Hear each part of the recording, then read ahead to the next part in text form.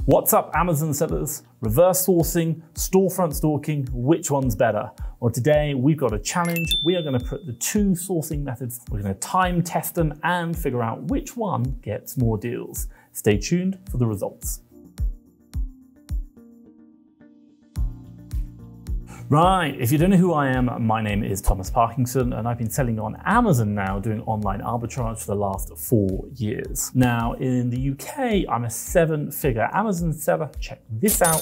And in the USA, I'm a 6-figure Amazon seller, just started last year, check this out. Now in the near future, hopefully I'm gonna start on another marketplace, and if you're interested in how I've done it, what I'm doing, and also what I'm learning, obviously I share it through my YouTube channel. Do make sure you hit the subscribe button down below.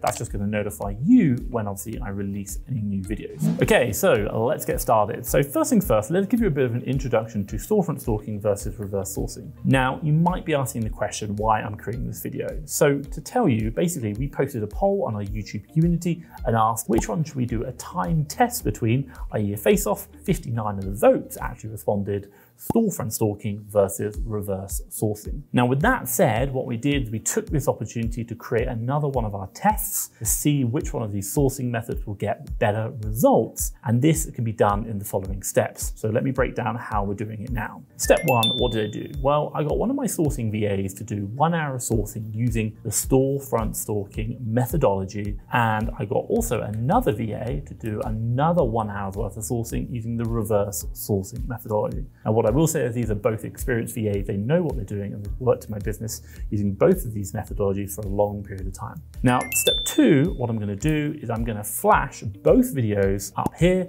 but I'm gonna speed them up a bit whilst I'm talking about the two sourcing methodologies so you can actually see what they're doing live on screen as I kind of go through the rest of the video. Now, the third step is after talking through the process, what I'm gonna do is I'm gonna reveal the results, should we say the number of deals that we found using storefront stalking versus reverse sourcing. Okay, so while they are running, let's move on to our second chapter, which is talking about what is storefront stalking. So if you don't know what storefront stalking is, basically storefront stalking is simply a way of finding deals by looking at what other sellers, should we say, are selling. Now, i.e. what you're gonna do is you're gonna go to their storefront and you're gonna stalk, i.e. look at the products, at what they're selling, and then you're gonna go find suppliers for those products. Now, what I like about this methodology is that this sourcing method is one that you can get many good selling products because other sellers are selling it and they've probably done a lot of the due diligence already, which is great. Now, in addition to that, also as well, it provides you with direction. Why? Well, as you know, you've already found products which are selling, that people know there are profits to be made on them. And now all you've got to do is look for the suppliers of those products. So it's not so hard. You already know the products. Now it's about finding suppliers. Now you're looking at other sellers' stores and you're looking at their products and you're just checking the deals to make sure you're eligible to sell, and pretty much everything else is done for you. So just finding suppliers and just finding out if it fits your criteria. Now that moves me nicely onto the third chapter, should we say reverse sourcing. Now if you don't know what is reverse sourcing, well simply if you begin with, should we say, sourcing products on Amazon first, and then we're going to go look for the supplier, that is what we're doing. Most of the time when you do normal sourcing, you'll probably go to a supplier first, find a product, go to Amazon, find the same product and see if it meets the criteria. This time what we're going to do is we're now going to go to Amazon, find a product itself that meets our criteria, eligible to sell, not hazmat, maybe no Amazon, and maybe not too many sellers on the listing, and then we'll go find a supplier for it for the right price. Now, the good advantage of this, what I really like, is the fact that you can go to like a certain category or a certain brand, that works for you, that maybe you want to niche down in. For example, it might be something like, I don't know, health and beauty, and maybe you want to go look at like Holland and Barrett products in the UK. You can go jump on them, find those, and that's going to really help you out. Now, once you've found a good deal, you can then go and look for the supplier and obviously get the great price, maybe even looking at extra things on top of that as well. Now, what I will say is that using this method does help you to find products that are already selling on Amazon because you're going to directly source those products from Amazon itself. Now, seeing what fits, what works, your sourcing criteria just speeds up the whole process, makes your life so much easier. Okay, so quick question for you guys. Today we are doing storefront stalking versus reverse sourcing. I want to know, what is your favorite sourcing methodology out of these two? Is it storefront stalking or reverse sourcing? let me know in the comments down below. Okay, so this leads me on to chapter number 4. Now, my personal thoughts behind, should we say, storefront stalking and reverse sourcing. So let's kind of run through it now. There's a lot of, should we say, similarities between them. And if I just start with reverse sourcing. Now, reverse sourcing I really like, and actually you're probably going to use reverse sourcing with a lot of other techniques, but reverse sourcing is very, very useful if you've, should we say, you're finding certain types of products. Maybe you're doing normal manual sourcing, you find one product that works and there's a sale on it, then you can go look at all the other products and go, hey, maybe, you know, if I give you an example, let's call it Head and Shoulders. Maybe Head and Shoulders right now, when you wash your hair, it's got a promotion on which is on multiple retailers, but maybe your retailer's sold out and you kind of didn't see that deal. Now you find another product that is not sold out on, found that deal on Amazon, then you might go, oh, well, there's another Head and Shoulders here that could be good. I might go look for that product in other suppliers. Now I really like that because a lot of the time when we're sourcing it's just a problem with, can I sell it, eligibility to sell, and even Amazon, and too much competition. So reverse sourcing is a really great way of doing it. Now another thing I really love about reverse sourcing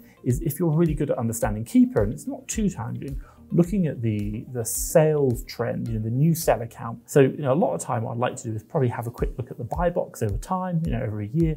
I'll look at the new seller count, maybe even like seasonal products. And then I can start spotting products that are going to be beneficial, you know, this time last year. And then I can go find them, you know, and say, because they were beneficial this time last year, they're now going to be beneficial, you know, this year. So now I'm going to start sourcing them before they come into season. A very, very good example would be, let's say, for example, chocolates, Valentine's Day chocolates. What you're doing is in January, they're not going to be that great. But in February, they're going to go through the roof. So what you can do is in January, find all the great Valentine's Day chocolates from last year and now reverse source them, buying them early and reselling them on. And I do love that methodology. Now, let's move on to storefront stalking. Storefront stalking is a really easy way to get started. And a lot of people, should say, it is frowned upon. People don't like it because you're stealing, you know, you're taking other people's deals.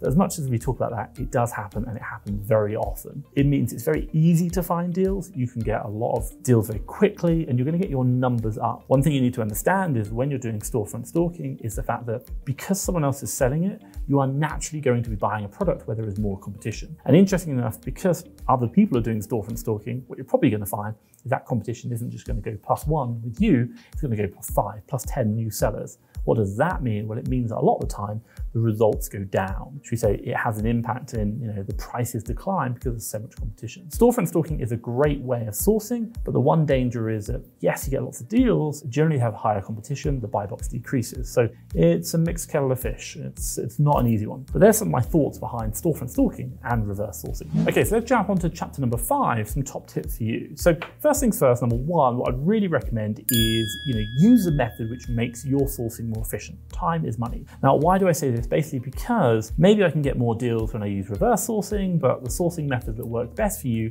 is maybe storefront stalking. Then do storefront stalking instead. You know, what I would say is test deals. I talked about it earlier. Storefront stalking is good, but what you might find is that you're losing a lot of margin on it because you're finding deals, but there's a lot of competition. So don't just assume number of deals is the good metric. Actually review the deals, make sure they're profitable and they're working for your business, and then do more of that. Now, the second top tip I'd recommend for you is build a list of top stores and top products. Now, by building a list of top stores and products that are working really well in your business, what you can then do is help you build what's known as a replenishable list. This is whereby you can go back and reorder products, and you know, and what I will say is by reordering, they might not be available all the time, but they come in and out of stock or coming out at the right price, and now they have become replenishable. Replenishables in my business represent over 80% of all the purchases we make every single week, which is huge. So building that list is key.